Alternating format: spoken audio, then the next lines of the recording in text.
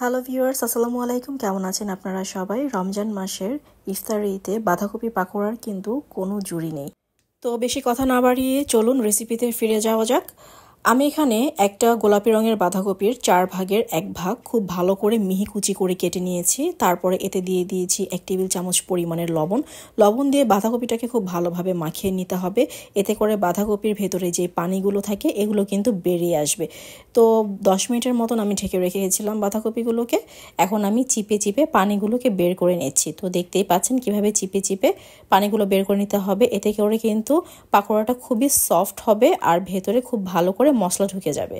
তো আমি খুব সুন্দর করে চেপে চেপে পানিগুলো বের করে দিচ্ছি আর সবগুলো বাঁধাকপি এভাবে আমি রেডি করে তারপরে বাকি মশলাগুলো অ্যাড করে দিব।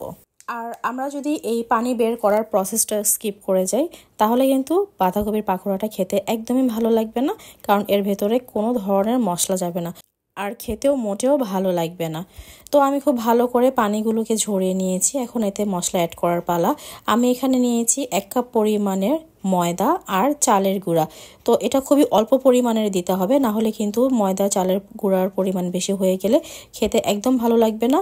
ওগুলোর পরিমাণই বেশি মনে হবে, বাঁধাকপি কম মনে হবে। তো এতে দিয়ে দিলাম সামান্য পরিমাণে টেস্টিং সল্ট আর দিয়ে দিলাম সামান্য পরিমাণের গরম মশলা গুঁড়ো, দিয়ে দিচ্ছি কালো গোলমরিচের গুঁড়ো। আর আপনারা কিন্তু অবশ্যই আপনাদের পরিমাণ মতন যেভাবে টেস্ট ভালো লাগে ওভাবেই দিবেন, আমি এখানে পরিমাণটা উল্লেখ করছি না। আর একটা স্বাদে ম্যাজিকের প্যাকেট দিয়ে দিচ্ছি, এটা অপশনাল, চাইলে কিন্তু স্কিপ করতে পারেন। এখানে আমি দিয়ে দিচ্ছি ঝালের জন্য কুচি করে রাখা কাঁচামরিচ, দিয়ে দিচ্ছি সামান্য পরিমাণের ধনিয়া পাতা কুচি, আর এখন দিয়ে দিচ্ছি স্বাদ মতন লবণ। এখন এতে দিয়ে দিচ্ছি আদা রসুনের পেস্ট। আমি আগেই বলেছি আমি কোনো পরিমাণের কথা উল্লেখ করছি না, কারণ আপনারা আপনাদের স্বাদ অনুযায়ী পরিমাণ নেবেন।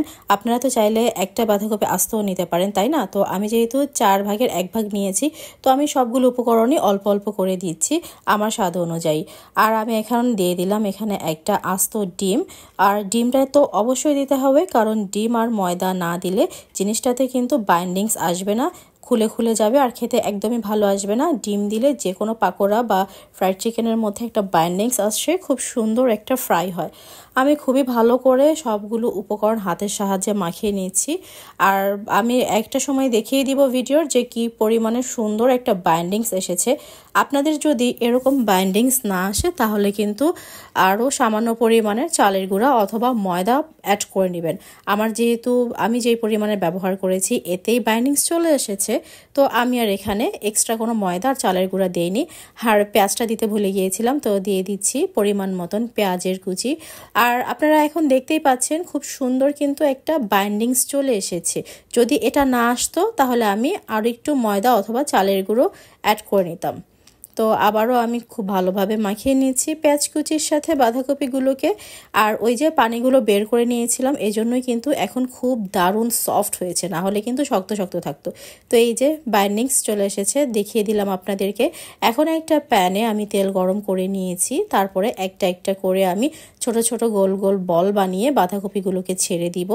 তো দিয়ে দিলাম একটা বাঁধাকপি, এখন আমি বাকিগুলোও ভেজে নিব। ডিমটা দেওয়ার কারণে কিন্তু বাঁধাকপিটা খুব সুন্দরভাবে ফ্রাই হচ্ছে, একদম ছেড়ে আসছে না। যেভাবে তেলে দেওয়া হচ্ছে ঠিক ওই শেপই থাকছে।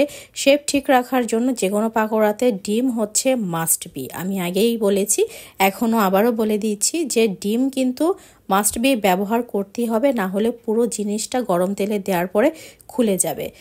আর যেহেতু আমি কাঁচা সবজি ভেজেছি, সুতরাং এখানে চুলার আঁচটা কিন্তু লো ফ্লেমে থাকবে। তাহলে দেখা যাবে কি, যদি হাই হিটে থাকে বাহিরটা পুড়ে যাবে আর ভেতরটা কাঁচা থাকবে। এজন্য ওয়েল কুক হওয়ার জন্য এই জিনিসটা একদম লো ফ্লেমে আস্তে আস্তে ভাজতে হবে, একটু ধৈর্য ধরে সময় নিয়ে ভাজতে হবে। তো তৈরি হয়ে গেল দারুণ স্বাদের গোলাপি বাঁধাকপির পাকোড়া। এটা কিন্তু আমরা অ্যাজ ইউজুয়াল যে বাঁধাকপিটা খেয়ে থাকি সেই বাঁধাকপি থেকেও আরও অনেক বেশি স্বাদের হয়ে থাকে। এই যে আপনাদেরকে ভেতরটা একটু খুলে দেখিয়ে দিলাম। তো আমার ভিডিওটি ভালো লেগে থাকলে লাইক কমেন্ট শেয়ার করবেন। আজকে এই পর্যন্তই। ভালো থাকবেন, সুস্থ থাকবেন। আল্লাহ হাফেজ।